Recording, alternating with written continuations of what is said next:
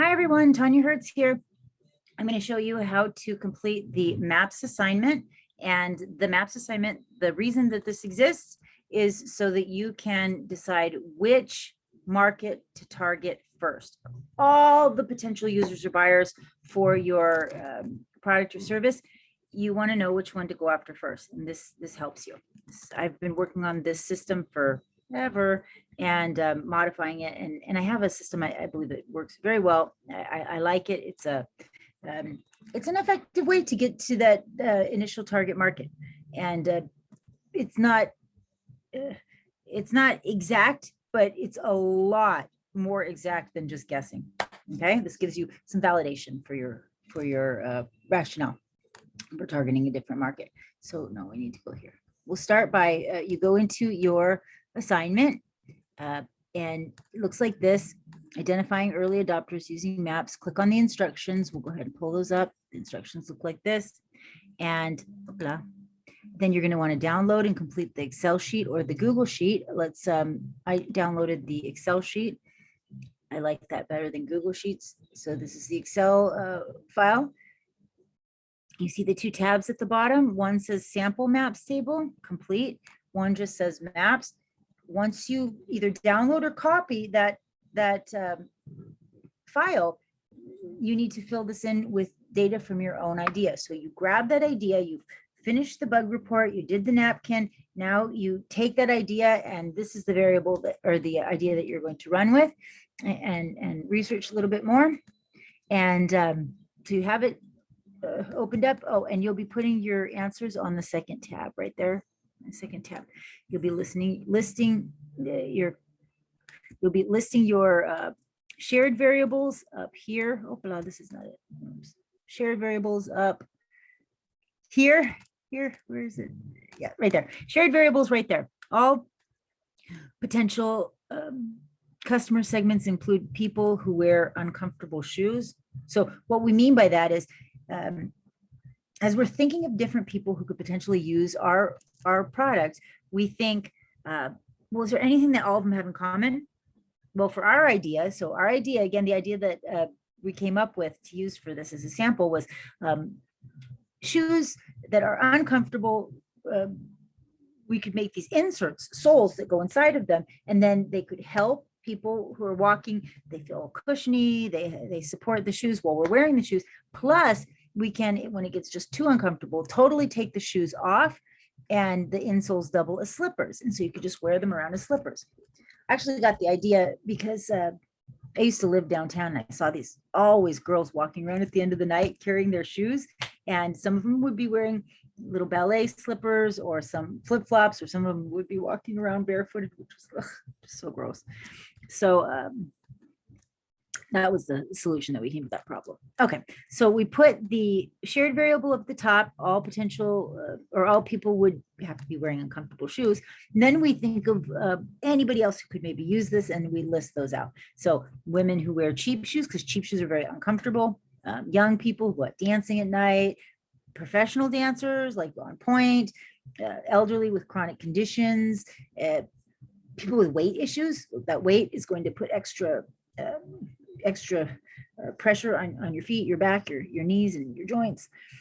Any athletes who wear specialized shoes, like I was thinking of people who are ice skating, or any of those athletes who have to wear shoes that are uncomfortable. At the end of the day, you take them off, right? Anyone who wears uncomfortable shoes at work, and that was a little broad for me. I didn't like how broad that categorization is. We want our market to be really narrow at first, really, really, really well defined and clearly defined. Because think of this: we want to be able to target these people, and and you would not target all people the same, all different people who work the same way. Right? My sister, Deanna, she wears uncomfortable shoes at work and brings extra shoes with her, but she works as an operating engineer. And then that's a totally different target demographic than, let's say, just somebody who works in an office and wears high heels at work, right? So there might be different. I thought that was a little broad, but we put it. And then people with bad knees, bad backs, again, a little broad. Better if we can get it more narrowly defined. So then you fill out each row of the values, and the value 1 to 5 you get to by answering questions about the market size, M.A.P.S, the MAPS. You answer from 1 to 5. So M is market size. Is the market large and growing? Yes, it's huge. It's growing fast. And the one that came to the total with the highest one is the one you choose. And for us, it was young people who go out dancing at night. So I'll show you how we answered the questions to that particular segment. So for M, we said, yes, that market size is large and growing because COVID is over. People are going out ever more. People, there's a lot of young people. They like to go out. They like to be around each other. So that market is large and growing. Not huge. We gave it a 4. But for access, we gave it a 5 because this has to do with the people who are starting this company, you, right? What is your access to this potential market? Can I access young people? Well, I'm a professor. I've been a professor for more than a decade. I have a lot of young people that I talk to on a daily basis. Yes, I can target them. I have access to them. I can easily reach this market. They get a 5. The pay, can they easily afford this?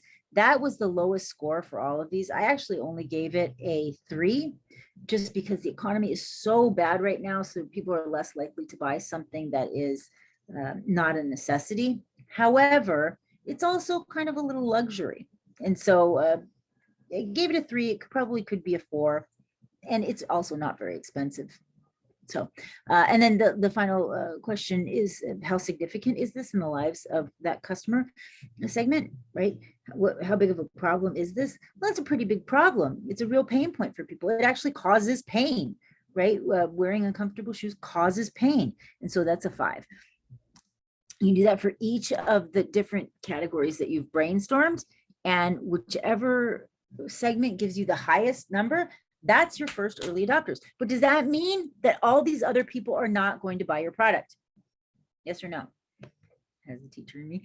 Well, of course it doesn't mean that. Of course we want all these segments to buy our product. Of course we want that.